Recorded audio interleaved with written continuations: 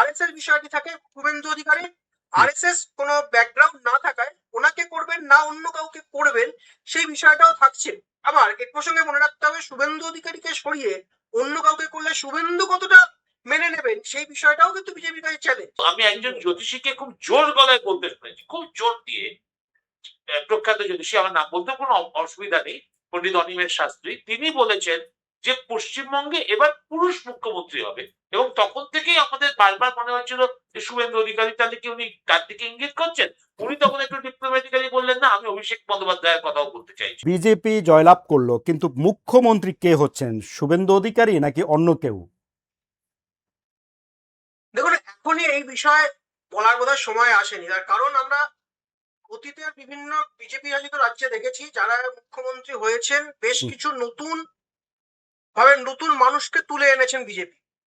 সেক্ষেত্রে শুভেন্দু অধিকারী হবেন একটা হাওয়া হয়তো রয়েছে, তিনি বিরোধী দলনেতা ছিলেন, 5 বছর বিরোধী দলনেতা হিসেবে চালিয়েছে, এর আগে তৃণমূল কংগ্রেসের নেতা হিসেবে, তৃণমূলের সাংসদ হিসেবে সংসদীয় গণতন্ত্রে ছিলেন, রাজনীতিতে ছিলেন, ফলে শুভেন্দু অধিকারীর নাম আসতেই পারে।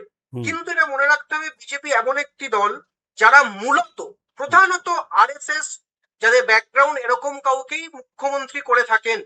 সেক্ষেত্রে শুভেন্দু অধিকারী হয়তো মানে এই মুহূর্তে বিজেপির সব থেকে প্রধান মুখ, কিন্তু শুভেন্দু অধিকারীকেই মুখ্যমন্ত্রী করবেন এরকম 100% নিশ্চিত হয়ে বলা যায় না। তার দুটি কারণ, তার যে দুটি আসনে তিনি লড়াই করেছিলেন, ভবানীপুর এবং নন্দীগ্রাম, ভবানীপুর এখনো পর্যন্ত যা অবস্থা তিনি হাঁটতে চলেছেন মুখ্যমন্ত্রী মমতা বন্দ্যোপাধ্যায়ের কাছে, বর্তমান মুখ্যমন্ত্রী মমতা বন্দ্যোপাধ্যায়ের কাছে, তৃণমূল নেত্রী মমতা বন্দ্যোপাধ্যায়ের কাছে, এবং নন্দীগ্রাম যেটা ওনার গড়, যেখান থেকে শুভেন্দুর উত্থান, সেখানেও জিতলে ভয়ঙ্কর মার্জিনে, মানে ম্যাসিভ মার্জিনে 20-30 হাজার ভোটে তিনি জিতছেন এমন কিছু নয়।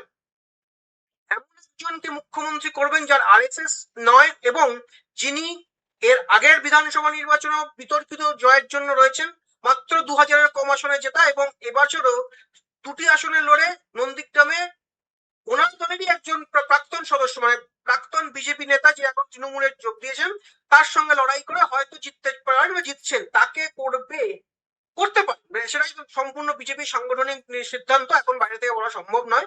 তাকে বা অন্য এটা হতে পারে, কিন্তু এখনই নিশ্চিত ভাবে বলা যায় না। আর আরএসএস বিষয়টি থাকে শুভেন্দু অধিকারী। আরএসএস কোনো ব্যাকগ্রাউন্ড না থাকায় ওনাকে করবেন না অন্য কাউকে করবেন সেই বিষয়টাও থাকছে। আবার এ প্রসঙ্গে মনে রাখতে হবে শুভেন্দু অধিকারীকে সরিয়ে অন্য কাউকে করলে শুভেন্দু কতটা মেনে নেবেন সেই বিষয়টাও কিন্তু বিজেপির কাছে চ্যালেঞ্জ। ফলে এটা একটা নিশ্চয়ই বিজেপির কাছে মুখ্যমন্ত্রী কে হবেন সেটা এই মুহূর্তে একটা চ্যালেঞ্জ থাকছে, দেখা যাক কি হয়। দেবাশিস পাঠকের বিষয়ে কি বলবেন? শুভেন্দু অধিকারীর বিকল্প কে কেউ আছেন যিনি মুখ্যমন্ত্রী হতে পারেন? বা দেখুন, শুভেন্দু অধিকারী বারবার করে প্রমাণ করে দিয়েছেন যে তিনি বিজেপিতে একমাত্র জনতার মুখ, অর্থাৎ মানুষের যদি বাসায় থাকে কেউ, সেটা অবশ্যই শুভেন্দু অধিকারী। তার বিকল্প যিনি হতে পারতেন তিনি হচ্ছেন আমাদের দিলীপ ঘোষ। কিন্তু দিলীপ ঘোষ বর্তমানে যে অবস্থানে, দিলীপ ঘোষের আরএসএস, যেগুলো শীর্ষদেববাবু বললেন আরএসএস এর ব্যাকগ্রাউন্ড আছে, কিন্তু আমি পাশেই রাজ্যটায় দেখছি যে হেমন্ত বিশ্ব শর্মা, তার তো কোনো আরএসএস ব্যাকগ্রাউন্ড নেই, তিনি এইবারের টাইমেও জিততে এসছেন অসমেতে, তিনি আরএসএস ব্যাকগ্রাউন্ড ছাড়া জিতেছেন, কংগ্রেস থেকে এখানে এসছেন। শুভেন্দু বাবু তৃণমূল কংগ্রেস থেকে এই বিজেপিতে, এই ঘাসপুর থেকে পদ্মপুর শিবিরে নাম লিখিয়েছেন। শুভেন্দু অধিকারী অবশ্যই বেস্ট চয়েস।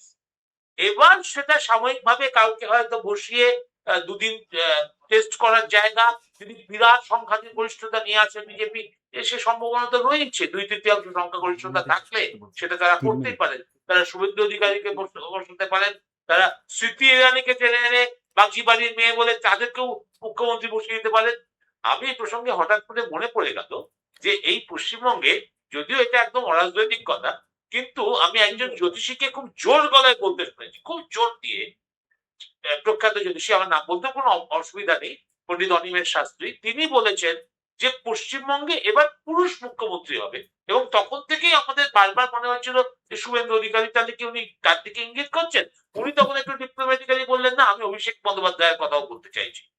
এই মতাবস্থায় ওই যে শীর্ষেন্দু কথাটা বললো যে শুভেন্দু মুখ্যমন্ত্রী হলে বিজেপির বাদবাকিরা তাকে কতটা মেনে নেবে, আর শুভেন্দু যদি মুখ্যমন্ত্রী না হতে পারেন তাহলেও বিজেপির বাদবাকিরা সেই সেটা কিভাবে গ্রহণ করবেন বা কি পরিস্থিতি অন্তর্দলীয় কোন্দলের মধ্যে বিজেপি পড়বে, এটা এই মুহূর্তে বলা সম্ভব নয়।